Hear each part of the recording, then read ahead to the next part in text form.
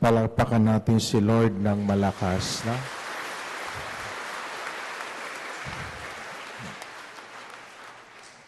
Harapin ang katabi, sabihin nyo, mukha po kayong madamot. Sabihin niya, wow, no? Yung iba nagalit, sabi hindi, galante ako. Ulitin po, harapin ang katabi, sabihin niyo, mukha po kayong mapagbigay. Sabihin niyo, 1, 2, 3, Sino sa inyo ang giver? Pumalakpak ng malakas.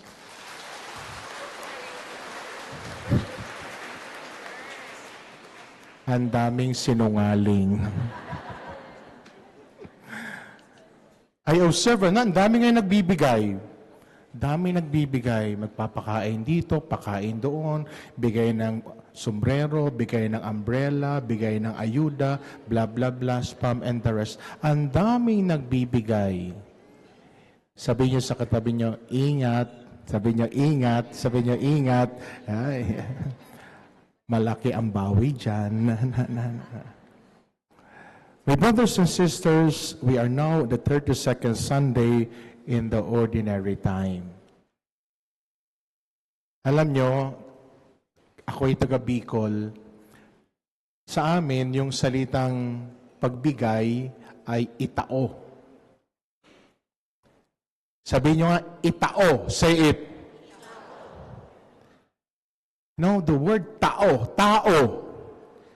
That means it is inherent to a person that he or she is a giver. Ang pagbibigay ay sagisag ng pagiging tao. Do you agree? Yes or no? Yeah. Sabihin niyo sa katabi niyo, tao ka ba? Sabihin niyo nga. May nakita ka na bang aso na kumakain, tapos may asong katabi, sasabihin sa kabila, halika, join me. May walang ganon. Pag may asong kumakain, tapos yung isa lalapit, anong gagawin ng asong kumakain? Grrr. Tama ako? Yes or no? Pag ikay kumakain, tapos may dumana kaibigan, anong sasabihin mo sa kaibigan mo? Sama ka, kain ka. Tama ako? Yes or no? Uy, kinakausap ko kayo. Tama ako? Yes or no? Yes. Tapos pag kumain naman, yung inanyayahan mo, sabi mo, sineryoso naman. Likas sa pagiging tao ang pagiging mapagbigay. Sa Bisaya daw, Bisaya, yung pagbibigay, ang tawag daw doon, dulot. Sabihin nyo nga, dulot. Parang offering. Sabihin nyo, dulot. Say it. And you know, it sounds like, my brother, Noli, di ba sa Greek natin, yung doulos means poor. Nagbibigay ka, hindi dahil mayaman ka. Nagbibigay ka dahil alam mo, pulubi ka rin na nakatanggap ng biyaya galing sa Diyos. Amen? Do you agree that all of us are poor? Yes or no? Yeah. Would there be anyone among us born with an earrings necklace? Paglabas sa tiyan ng nanay, naka-necklace na with all gold? Meron ba? Wala. Pero tingnan nyo yung mga katabi nyo, ang dami na mga kawing-kawing sa katawan. Nanay, pahingi naman ng necklace mo, ha? Mahiram ko naman yan, ha? Ako, na-allergy ako dyan. May mga nakikita ako mga perlas, ang lalaki. Mukhang hindi naman tunay. But let us face it, all of us are born poor. That is why many times we keep on telling stories like, we were not born rich, we were poor, but we struggle and we study, and God bless our effort, and here we are cherishing the fruit not of our labor, but the fruit of God's labor that allowed us to have. Tama ba ako? Yes or no? Yeah. Sino sa inyo ang sinabi, hindi naman kami mayaman, Father, pero po nagsumikap kami, nag-aral kami, salamat sa Diyos, tinulungan kami, nakapag-diskarte kami, nabiyayaan kami, at ngayon maganda na po ang buhay namin. Sino sa inyo ang ganon ang karanasan? Pumalakpak ng malakas.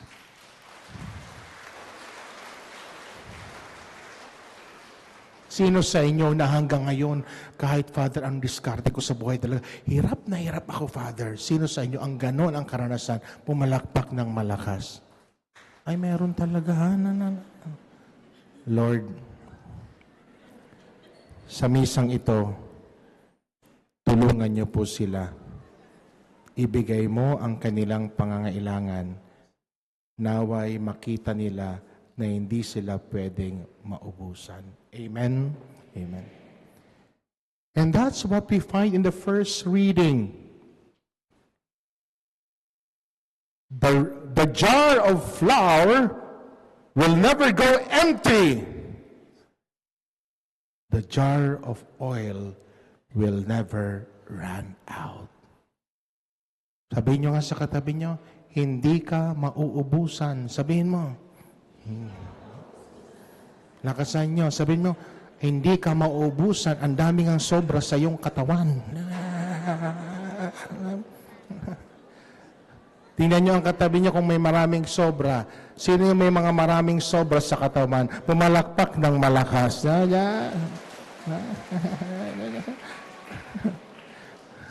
Ikaw talaga, Tito. Ngayon ko lang nga nakita si Tito. Tinitinan pa yung mga sobra-sobra sa katawan niya. Ganda na. When we give, hindi tayo mauubusan. It will never run out. The jar will never go empty. The oil will never run dry. There are 3 things I would like to share with you this afternoon as we celebrate this Mass on the effects of giving. And what are the 3 powerful effects of giving? Sabi ni St. John Paul II, giving oneself completely to God and others lead us to personal sanctification. Could you please say that? Personal sanctification. Say it, personal sanctification. When we give everything to the Lord, we ask the Lord to take His place in our life. And we tell Him, Lord, from now on, you be the one to run my life. No longer me, but you who lives in me. Gusto kong muling balikan yung COVID experience. Yung panahon ba ng COVID, natakot ba tayo lahat? Yes or no? Yeah. Nangako ba tayo, Lord, pag nabuhay po ako, nakalusot pa ako dito, magiging bagong tao ako, magiging maayos ako? Yes or no? Uy, kinakausap ko kayo. Yes or no? Yeah. Kami magkakapatid, nag-usap-usap kami kung sino sa amin ang unang tuturukan. No? Si Noli, Monsieur Noli, siya ang aming panganay. And he takes good care of us. Sabi niya, ako ang nag-aalaga sa inyo lahat. Sabi ko, siyempre, so hindi ka pwede mauna. Tapos yung kapatid ko naman na lawyer, na nag-aalaga sa mga magulang ko. Sabi niya, ako ang nag-aalaga kay mama at kay daddy. Sabi ko, siyempre, hindi ka rin pwedeng mauna. Sabi ko, ako na lang. Parang ako. Tapos, ewan ko, Monsieur, naalala mo pa, maagang maaga, tinawagan ko siya. Siguro 5 o'clock in the morning, I called him up, ginising ko siya. Sabi ko, 7 o'clock magkita tayo sa ospital ng Maynila. Magpapa-inject tayo. Sabi niya, bakit mo ako idadamay? Ikaw lang dapat mauna. Sabi ko, samahan mo na ako. Para sabay na lang tayo kung may mangyari. Naalala mo yan, ha? Naalala yan. Tapos, binibipi pa kami doon. Ang taas ng blood pressure ko, 150 over. Sabi ng doktor, kinakabahan ka, Father? Sabi ko, hindi. Nilagay ako sa air condition room. Father, pakalma ka muna, etc.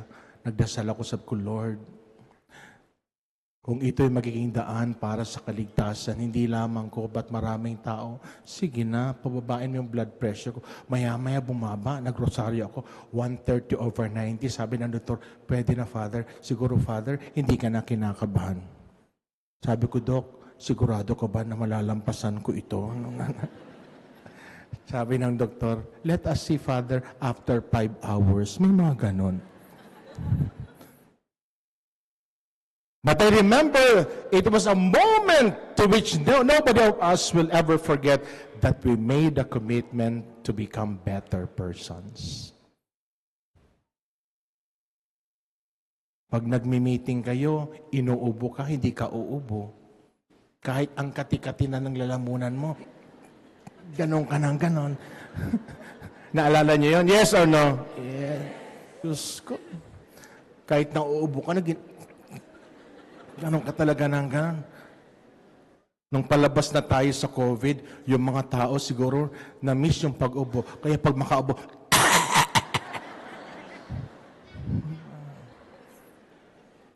let us not forget that experience. Looking forward that experience becomes a transformation of ourselves, that we start trusting the Lord. The second effect of giving is building community. Naglalakad ako kahapon, 2 days ago, may nakakita sa akin, sabi nung kakilala ko, Father Nolan, ituturo ko sa iyo ang bahay namin. Sabi ko, wag na, naglalakad ako. Sabi niya, sige na, para pagpasok mo sa bahay, masusurpresa yung mga anak ko. Sumama naman ako. Tulog pa pala yung mga anak niya. Nasurpresa nga. Sigaw siya ng sigaw. Oy, gising na kayo! Nandito si Father! Gising na kayo!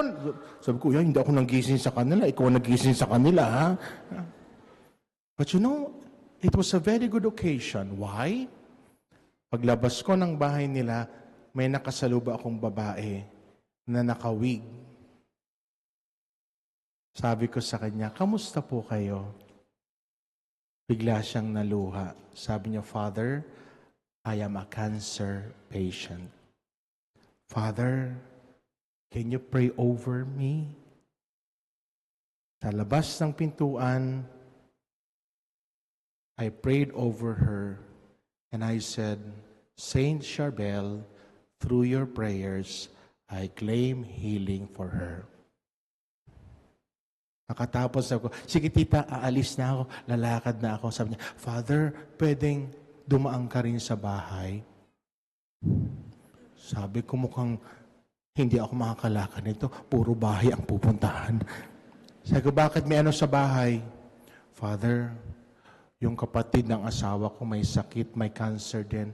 Ang ginawa ng asawa ko, kinuha sa bahay nila at dinala sa bahay namin para kami na ang mag-alaga. Wow!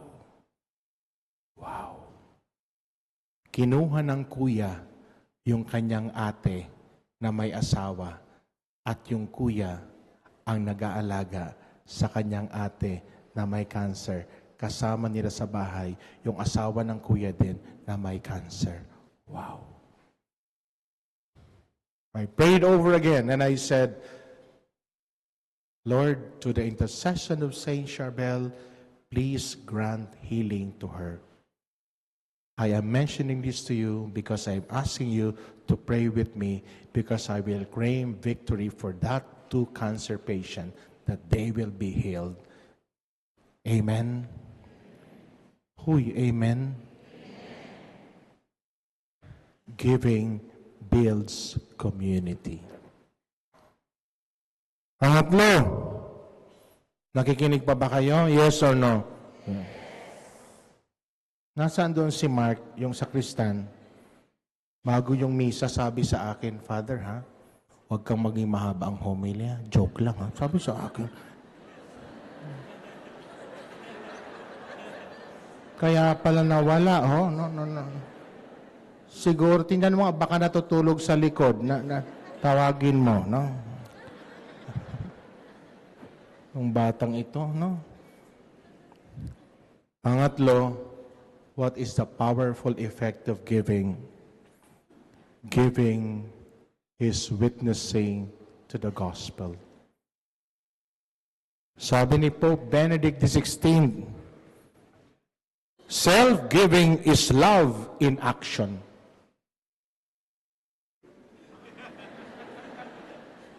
Sinumbong na kita.